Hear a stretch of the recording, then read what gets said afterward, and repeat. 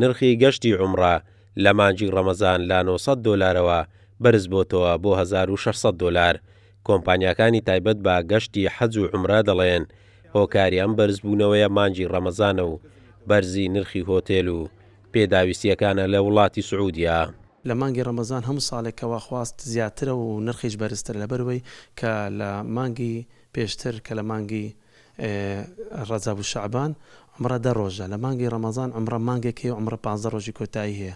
لەبەرەوەی کەوا مانگێک دەمێنێتەوە عومرەکار هۆتێلی مانگێک دەگرین، لەبەرەوەی نزیکی 30 ڕۆژ ژوورەکان دەگرین، نرخ زیاتر دەبێت و هەروەها لە 15 ڕۆژی کۆتاییش هەروەها 15 ڕۆژ دەمێنێتەوە، دەگەڕێتەوە ئەو خواستەی کە 15 ڕۆژ دەمێنێتەوە نرخی هۆتێلەکان 15 ڕۆژ نرخەکان بەرزترە. لەم ساڵ ژمارەیە و کەسانی گەشتی سعودیا دەکەن بە مەبەستی ئەنجامدانی عومرە کەمترە بە بەراورد بە ساڵی ڕابردوو.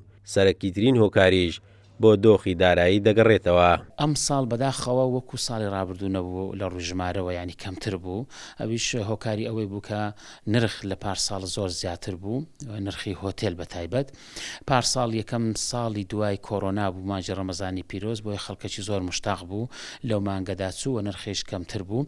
بەڵام ئەو ساڵەکە لەبەرەوەی کە نرخ بەرز بووە ئەو عەدەدە زۆرە نەبووە وەکو ساڵانی ڕابردوو.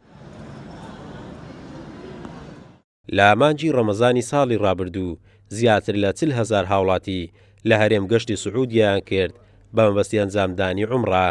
کۆمپانیاکانی تایبەت بە گەشتی حەج و عومرەش دەڵێن پێشبینی دەکەین ئەم ساڵ ژمارەکە بگاتە 20,000 کەس. قارەمان جەوهر، کورسات نیوز، هەولێر.